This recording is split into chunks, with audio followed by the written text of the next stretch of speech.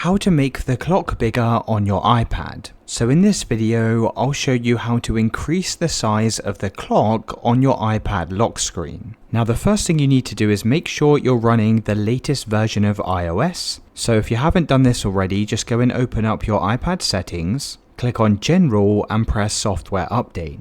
Now just make sure you've installed any outdated software, and then you can go and head over to your iPad home screen. Now hold your finger down on the home screen. You may need to enter your iPad passcode and it should bring up this window here. You can then press Customize at the bottom of the page and then go and click on your clock. Now make sure you have the glass theme selected and make sure you're using the default font, which is this one in the top left hand side. Now you can go and change the color of the clock as well if you want to customize this, but you need to make sure you're using glass and the default font at the top. Now once you've applied the settings, you can click off of this window, and then in the bottom right hand side of the clock, you'll see this resizing icon. So you can basically go and pull this and stretch this down, and this is what's going to make our clock bigger. So once you've gone and made the clock bigger like this, then just go and press done in the top right hand side of the page, and then you can click back on the lock screen, and that's how to make the clock bigger on your iPad.